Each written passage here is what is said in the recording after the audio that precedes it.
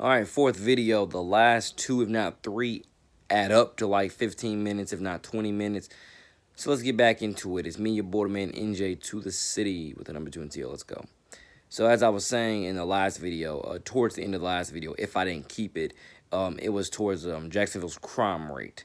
I have been gone since late July. It pains me to death.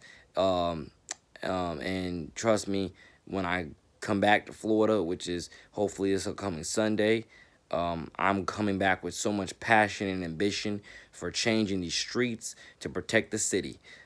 Because trust me, I have multiple different, in that case, I have, the Protect the City program and Changing These Streets campaign that I'm going to try to introduce to anybody that will listen, let alone hopefully pass it off to Sheriff Mike Williams, because, Jacksonville, Florida is, for better enforcement, my hometown. Nocatee is, where I've been for the last, since 2013, and I'm never forgetting about that either. That's also my home out in Ponte Vedra.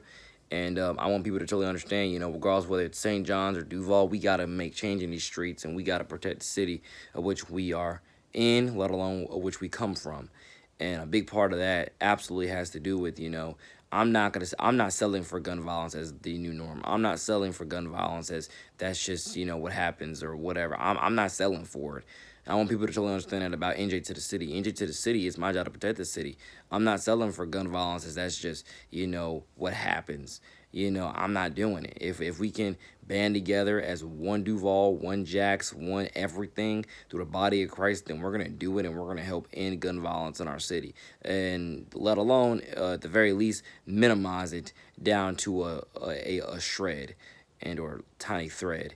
We're totally gonna do that, and I'm telling you, I'm willing to put my life down on the line for the city. I believe in where we can go and where we're gonna go, and it's not to say that everybody's gonna listen to me, even though I am the hashtag voice of the city. Look that up on my SoundCloud, Young Lee Nation 3. I'm not saying that everybody's gonna listen to me, but I'm definitely saying give yourself a fighting chance to at least try, because I do want people to understand. Uh, I don't really want to quote that, but at the same time, you got to give yourself a fighting chance, ladies and gentlemen. I'm definitely not going to say this issue is bigger than church, but it definitely is spiritual warfare amongst a lot of other things. Because people have to totally understand that it's not, at times it is bigger than the church, even though the church plays a vital role in cleaning up our streets. It's also the matter of people have to dig inside themselves and ask themselves, again, what's broken? Take more accountability, and once again, stop shooting over silly things, amongst other things. And I'm not one of those people that believes in you can't tell grown folk what to do. No, I think you can tell grown folk what to do. They just have to be smart and listen to you. You got to realize being grown doesn't come with, if you were to ask me, being grown doesn't come with this cockiness and arrogance that you don't have to listen to nobody. Being self-righteous does. Because I can assure you at 22 years old, what being grown to me is, I literally said it this past summer as I was turning 22. People have to understand, June 11, 1998, by the way, that's my birth date. And so on, 22 years old now. People have to understand, what being grown to me is not an excuse to just say and do whatever I want to, act ignorant, and say I'll deal with the consequences later. Being grown to me has a lot more to do with being held accountable now. Has a lot to do with leading by example now, slash setting examples for the kids today. People have to totally understand about who I am and where I'm going in my life. That's why I've preached on several videos. I'm going to go to as many different schools as I can, and I'm going to cheer on these kids, and I'm going to get to, know slash meet their families, or get to meet their families, get to know their schools, and get to hopefully, build community and or galvanize community around those certain areas. I'm not going to just let our city, burn down to the ground in flames because nobody's, brave enough to put down the fire, let alone, put the work in, so the fire doesn't even start to begin with. By the way, I'm spitballing everything, so that's another reason why it feels like I'm taking a break every second, trying to get the next word out, because everything's off the top of my dome. Some takes are more fluent than others, and that's probably the best way I could put it. Some takes are more fluent than others. Some takes are just, are just as choppy as they can be. But if you're willing to listen to what I got to say, hopefully you'll get it the first time. Even though I'm probably gonna explain it 5 other times. But that's what it is. I'm not someone that's gonna just take gun violence as the new norm. It's not acceptable in our city in Jacksonville, Florida. We have to start taking that seriously. Gun violence is unacceptable. It's not something that we just keep putting on our Twitters, and yet another shooting happens 5 hours later. Jacksonville, one Duval, one city, one Jacks. We have to start taking more pride in our city, to cure violence in our city, to make this a absolute citywide campaign, not just something that we just say for show. Gun violence cannot be accepted in our city, not just Jacksonville, but several other cities, let alone all across the world. We have to take that bold stand for our kids, take that bold stand for Christ. I want to put Christ there first. Take that bold stand for Christ, take that bold stand for our kids, take that bold stand for our neighbors, take that bold stand for our communities, let alone take the bold stand for our schools. We're gonna work together as the most cohesive unit we can. 3 out of 5, if not 4 out of 5, to indeed be as proactive as we can to end these cycles of violence, of death, of poverty, and poop, dare I say. Just to add that in there. But you can go subliminal on the last one if you want to. We have to band together and do that / say that. We have to say gun violence is unacceptable in our city, and that's exactly what I'm going to be bringing back to the city when I come back, this upcoming Sunday. Today is November I want to say 15th and not 16th. I don't know the exact day. I just know that the Bears are playing the Vikings, so that, on Monday Night Football, so that tells you the exact date. I think it's 16th, if I'm not mistaken. But that's what it is, ladies and gentlemen. I want you to totally understand about who I am and where I'm going in my life with the future, of the, Cure Violence campaign, with the My Protect the City program, and with my Changing These Streets campaign.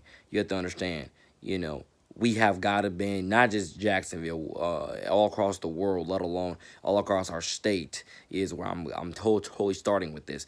We have to band together and make it known to everybody, no matter which walk of life you come from, no matter what street you walk down, no matter which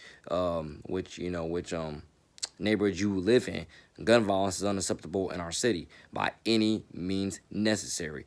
Gun violence is unacceptable in our city. Because if you want to create safer habitats for humanity, that's where you have to start.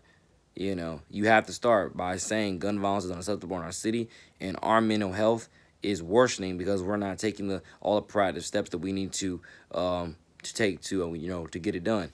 But it's definitely, again, it depends on, again, which topic you would have put it in, because sometimes these issues are bigger than even mental health, in terms of sometimes what's wrong with these with these gunmen is it's not even mental health. Sometimes it's just, once again, a pure sold out to evil. It's and so on.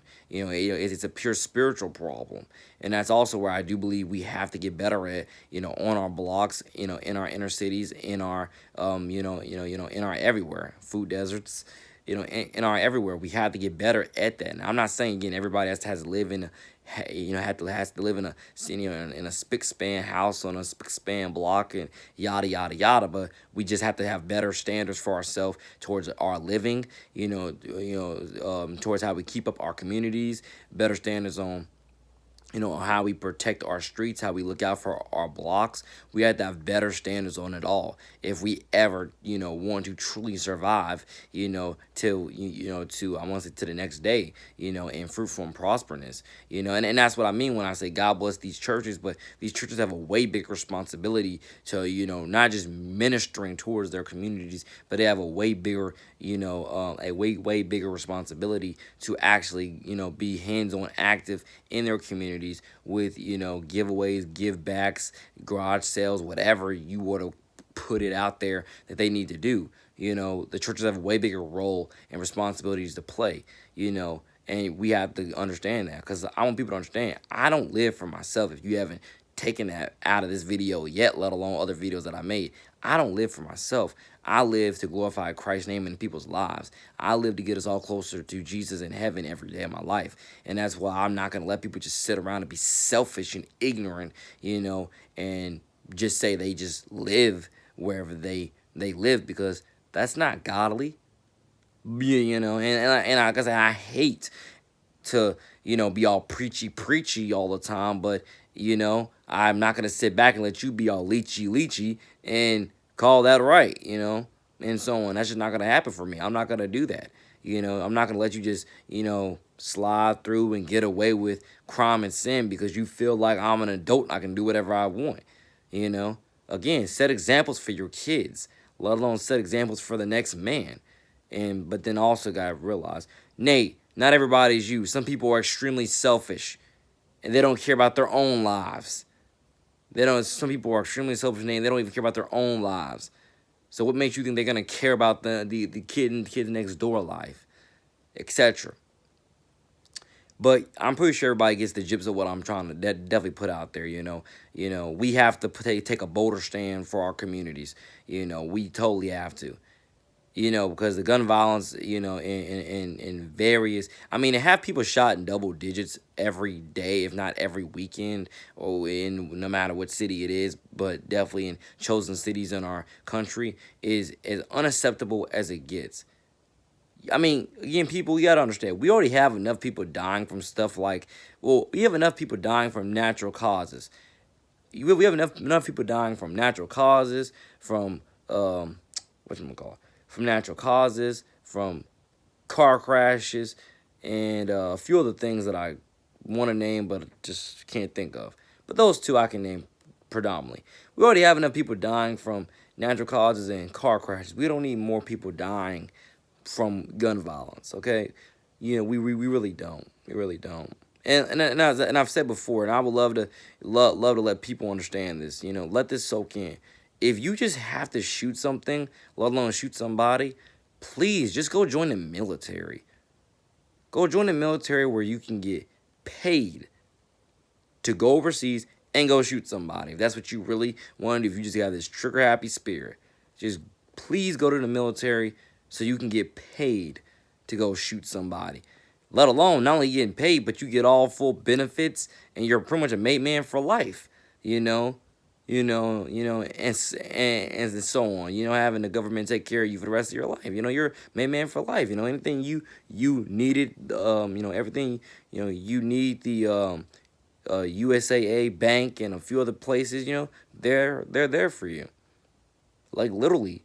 Go, and I'm pretty sure people understand what I'm trying to get there, Just, if you were that trigger happy, instead of shooting people in your own everyday community, why don't you just go to the military and go get trained and go get paid to go shoot somebody? Let alone you're being, let alone you're taken care of by the government for the rest of your life. You're a made man or made woman for life.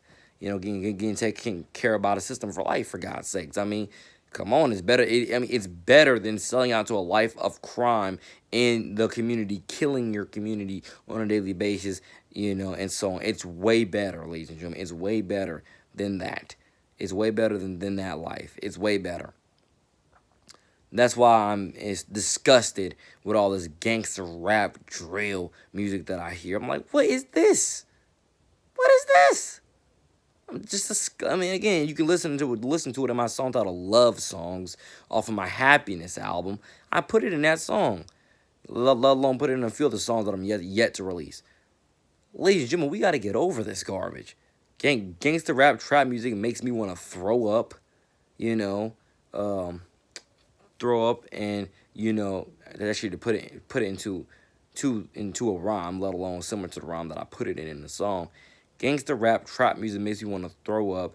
Taking accountability, responsibility for myself, setting examples for the kids is what it means to me to grow up, and so on. And people have to understand. That's what it's all about at the end of the day. And so on. I'm telling you, I can totally understand. In terms of the artistry standpoint of making the music. Sure, I can understand if you put a few gun bars in here and there, depending on again what you're talking about. But stop just simplistically glorifying guns, drugs, gangs, shootings, negative killings, and so on. Like, please just stop doing that. Just stop doing that altogether. But that's just your boy's opinion. I got more coming soon on this.